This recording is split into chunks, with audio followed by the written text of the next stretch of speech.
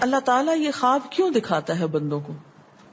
اور یہ ایک ایسا عمل ہے کہ جو انسان جس پہ قابو نہیں پا سکتا، جو انسانی ڈسکوری سے باہر ہے کہ ایسا کیوں ہوا.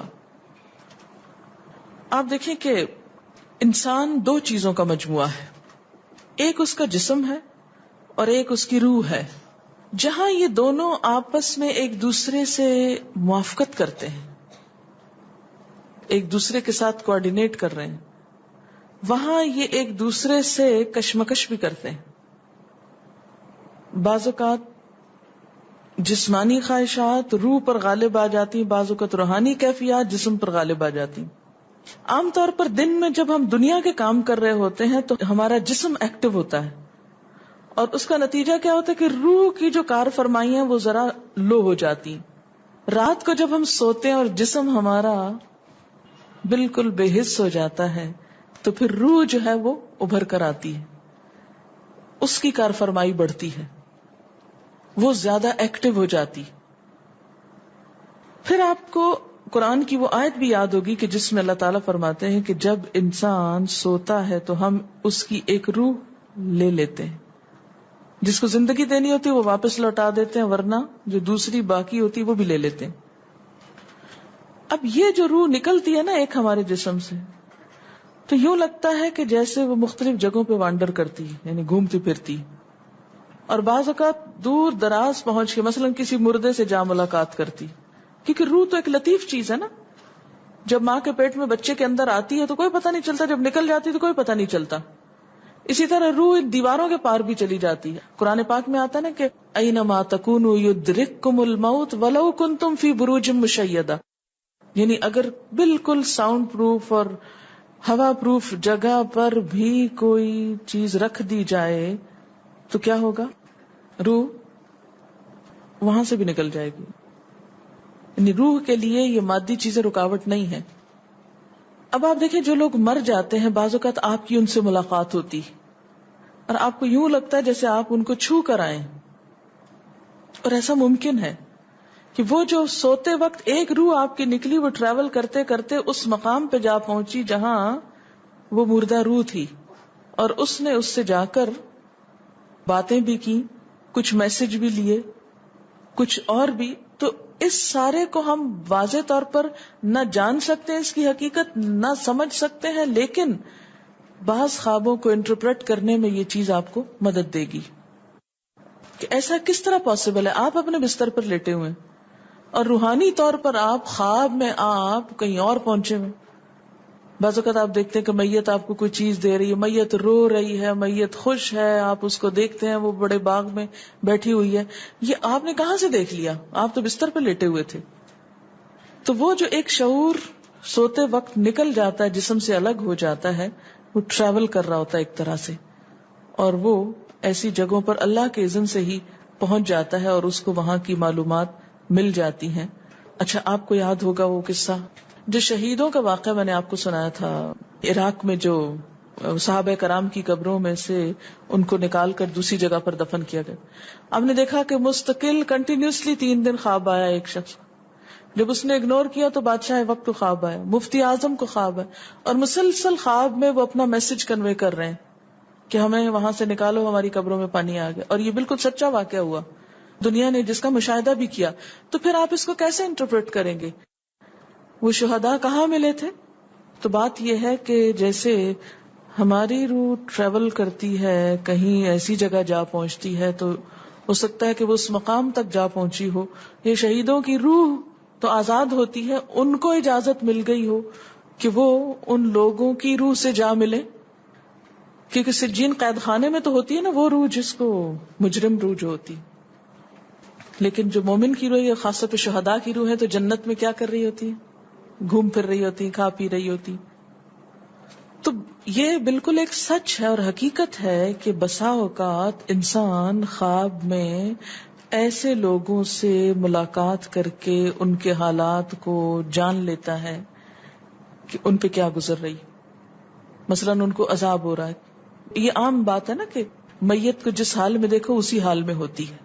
یعنی اگر خواب میں دیکھیں کسی نے اپنے والدین کو دیکھا کہ وہ بہت رو رہے ہیں فوت ہونے کے بعد، تو کیا کرنا چاہیے؟ ان کی طرف سے صدقہ دعا کرنی چاہیے. یہ بھی اللہ کی ایک رحمت ہوتی ہے کہ ان کو موقع دے دیا جاتا ہے کہ وہ اپنا میسج کنوے کر دیں. ایک طرح سے وہ اس کے دل کی بات نہیں ہوتی، الا یہ کہ آپ کسی انسان کے بارے میں بہت برا گمان رکھتے ہیں اور آپ اسے دیکھتے ہیں کہ وہ رو رہا ہے یا کچھ، لیکن کئی اور لوگ دیکھتے ہیں کہ وہ ہنس رہا ہے، کھیل رہا ہے. تو اس کا مطلب یہ ہے کہ پھر آپ ان دو کو کنٹراڈکشن کیسے دور کریں گے؟ تو پھر آپ یہ دیکھیں گے کہ جس نے خواب دیکھا ہے اس کا اپنا نظریہ اس شخص کے بارے میں کیا تھا، کیونکہ اس کی اپنی بدگمانی تو نہیں اندر چھپی ہوئی تھی کہ جو سوتے وقت اوپر ابھر آئی اور اس نے وہ روپ اس طرح کا دکھا دیا. پھر وہ حدیث نفس میں آ جائے گی، دل کی بات میں وہ چیز آ جائے گی. ٹھیک.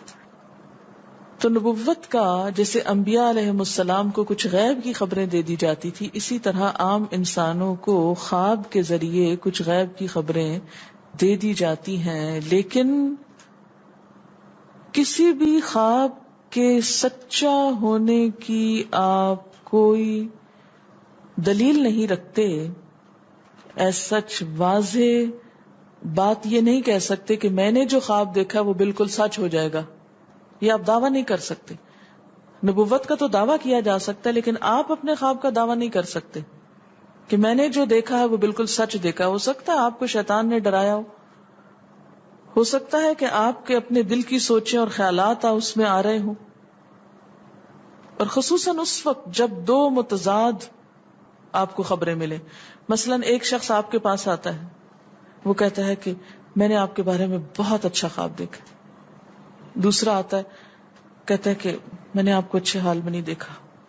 اب یہ فرق کس چیز کا ہو گیا؟ اس کے اپنے گمان کا فرق ہے. ایک آپ کے بارے میں گمان اچھا رکھتا ہے، وہ آپ کو اچھا دیکھنا چاہتا ہے لہذا وہ آپ کو اچھا دیکھ رہا ہے.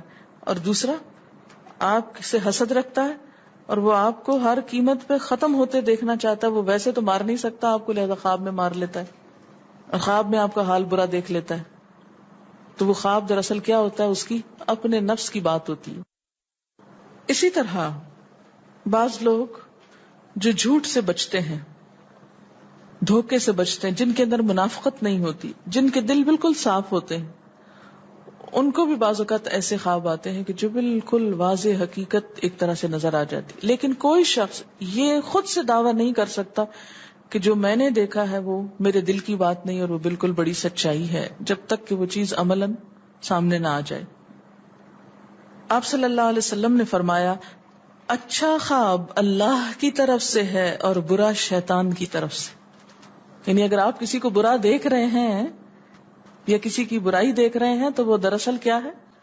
شیطان ہے آپ کے اندر، جو آپ کو اس شخص کے خلاف یا کسی خاص واقعے کے خلاف بھڑکا رہا ہے، اور آپ اپنی تسلی کر لیتے ہیں خواب کے ذریعے.